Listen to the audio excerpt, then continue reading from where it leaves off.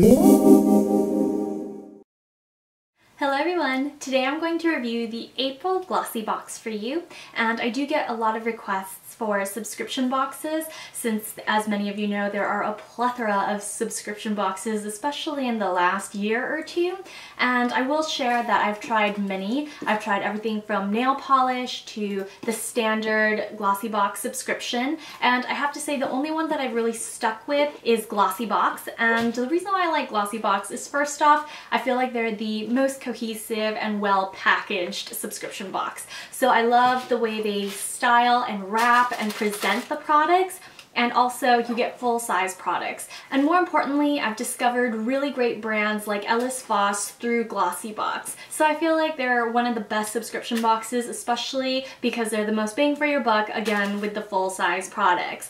And it is a little late for the April box, but I'm still going to review it because there are some pretty great products in here. I'm going to start with my favorite, which is the nail polish, and this brand Ciate is now sold at Nordstrom and other fine retailers. I really like this nail polish, although I wasn't totally convinced when I first saw the color. This is called PP096 Caftan, and I really like it because it's perfectly opaque in 2 coats. Plus it dries down fairly quickly, and it also reminds me very much of Chanel Goldfingers. The Caftan is significantly more orange and a little darker. There's also more pigmentation. Goldfingers has a slightly more metallic finish, whereas the Ciate Caftan has more of a traditional shimmer. Today I'm wearing it paired with one of the new Dior gel nail polishes, and I really like the contrast between warm and cool, cream, and the shimmer. So it might not be for everyone, but I really like that just because I think it's a really bold, modern take on the shimmery nail.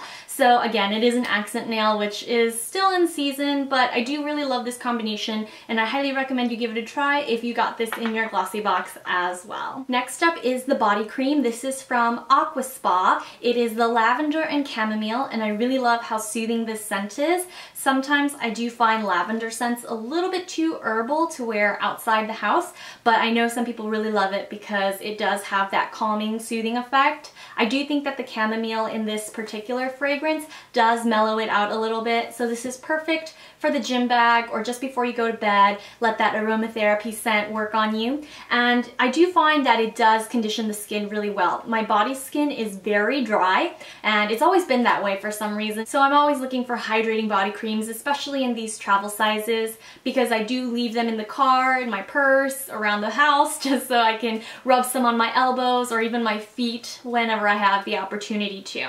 Next is another body product. This is the Caldrea Aromatherapeutic Body Wash, and this is the #1 Aloe Water Apricot scent, and I really love this. In fact, I experiment with body washes a lot, even though most of the time I use Dove. I really like Dove body wash because there are a wide variety of scents that I actually like. My favorite is the Blue Fig, but this Caldrea Aloe Water Apricot may be my next full-size purchase because I love how subtle this scent is. I'm not a huge fan of aloe scented products, but the apricot in this is very refreshing. It's not overly sweet, so if you tend to shy away from or completely avoid fruity scents, this may still work for you. So I really like how lightweight it is. There's no formaldehyde, no sulfates, so if you have sensitive dry skin, I think it's definitely worth a shot.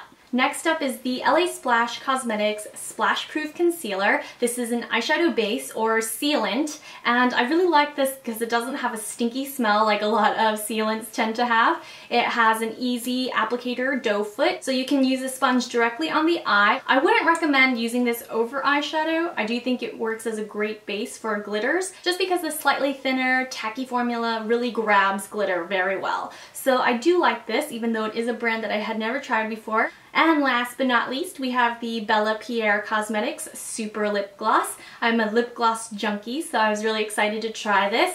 It's sort of packaged a little bit like Chanel Glossybox, wouldn't you say? Again, it's packaged with a doe foot applicator, and I do think that these are the easiest to apply, especially on yourself when you're on the go. And I have the color in Vanilla Pink, and this is actually very similar to Tom Ford's #4 Pink Gilt Lip Gloss, except the Tom Ford is a lot more brown. I wouldn't necessarily call Vanilla Pink a dupe, but it is a very good alternative to Pink Gilt. It's a little bit brighter, has more of a pink tone instead of a salmon-y tan tone. The shimmer in Vanilla Pink is also a little bit more diffused, so it doesn't stand out quite so much, but I do think that this has a very impressively smooth formula. I will say that this is a little bit on the sheerer side.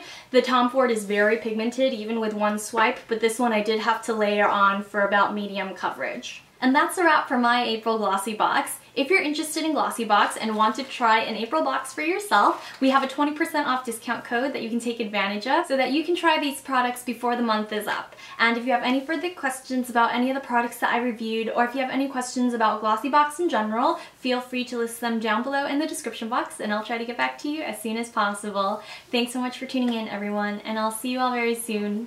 Bye!